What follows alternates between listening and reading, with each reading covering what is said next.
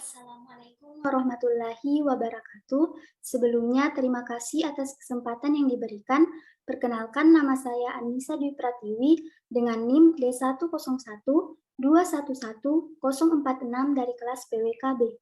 Pada kesempatan kali ini, saya akan mereview seputar sejarah suku Bajau. Suku Bajau merupakan satu-satunya suku yang tinggal sekaligus memiliki aktivitas utama di laut. Mereka pelaut tertangguh di Nusantara.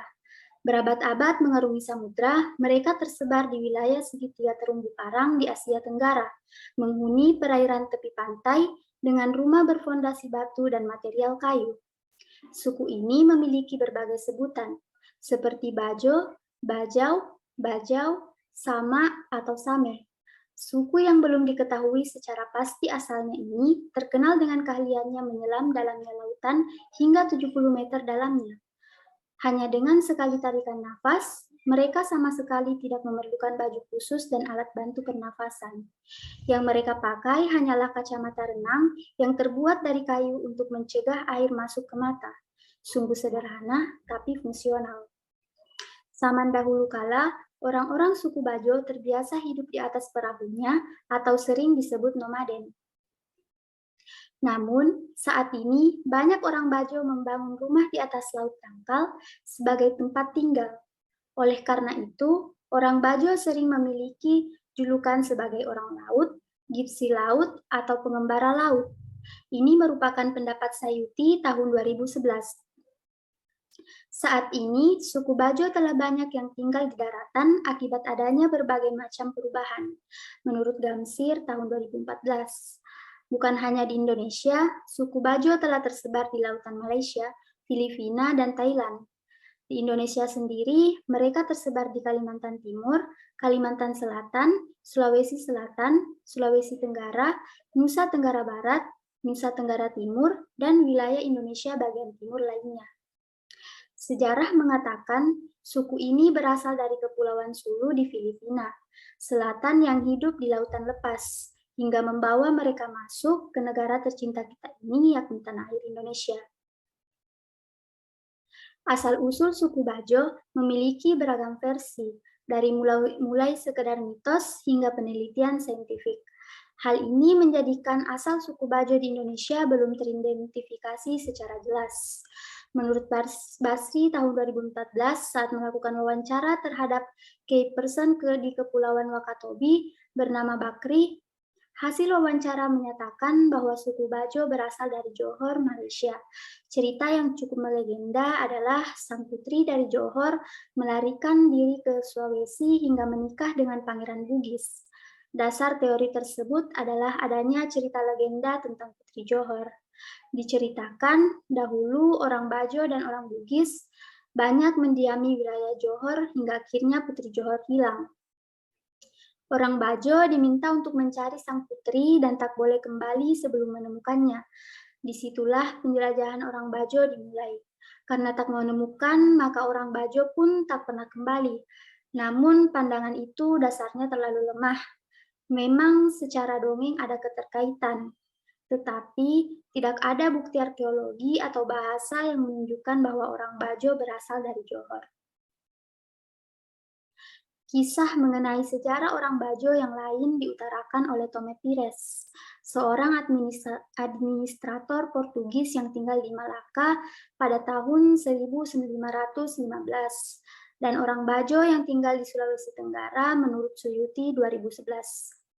Menurut Tome Pires, orang Bajo berasal dari Makassar, yang kemudian menjadi bajak laut. Aktivitas yang dilakukan suku ini selanjutnya adalah menyebar ke berbagai penjuru kepulauan, seperti Jawa Utara, Maluku, dan Banda. Sementara itu, orang Bajo di Sulawesi Tenggara menyatakan bahwa asal-usul mereka dari Kampung Usu, Kecamatan Malili, Kabupaten Luwu, Sulawesi Selatan. Kata Bajo berasal dari bahasa Bugis, tak bajo-bajo yang berarti terbayang-bayang. Suatu ketika, orang Bugis di Kampung Usu melihat sekelompok orang di tengah laut secara tidak jelas dari kejauhan, atau terbayang-bayang. Ini merupakan pendapat Nasaruddin tahun 1998 dan Suyuti pada tahun 2011. Pendapat lain juga dikemukakan dalam teori yang diajukan oleh Robert Blues, ahli linguistik dari University of Hawaii. Orang Bajo yang berasal dari Bariro mulai melaut pada tahun 800 Masehi. Seiring dengan berkembangnya kerajaan Sriwijaya, menurut teori itu, orang Bajo melaksanakan tugas sebagai pendukung perdagangan, hingga akhirnya berakhirlah masa Sriwijaya. Mereka kemudian tinggal lebih lama di wilayah Sulu, Filipina, dan kembali lagi menjelajah sekitar tahun 1400 Masehi.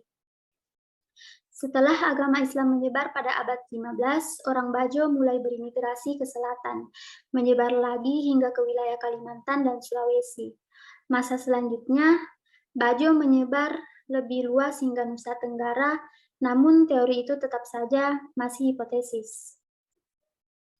Suku Bajo saat ini telah menyebar ke berbagai wilayah Indonesia menurut Suyuti tahun 2011. Suku ini tetap tinggal di wilayah pesisir meskipun tidak lagi di laut seperti dahulu kala. Di Pulau Sumatera, suku ini dapat ditemui di sekitar pesisir Riau hingga Tanjung Jabung dekat Jambi. Di Pulau Sulawesi sendiri, suku ini menyebar di beberapa kabupaten pada 3 provinsi, yaitu Sulawesi Utara, Sulawesi Selatan, dan Sulawesi Tenggara. Suku Bajo juga dapat ditemui di pantai utara dan timur Kalimantan.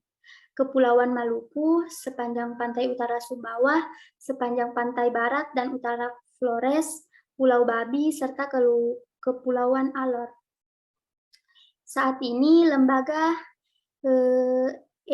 Eichmann baru mengambil sampel DNA orang Bajo yang tinggal di Kalimantan. Pengambilan sampel ini dilakukan beberapa waktu lalu bersamaan dengan pengambilan sampel DNA orang Dayak Manyan. Bagi mereka, penelitian DNA suku Bajo bukan hanya akan memecahkan asal-usul, melainkan juga memberikan gambaran tentang persebaran manusia ke tempat lain seperti di Madagaskar. Itulah tadi review tentang sejarah suku Bajau yang sempat saya sampaikan. Semoga bermanfaat. Terima kasih. Wassalamualaikum warahmatullahi wabarakatuh.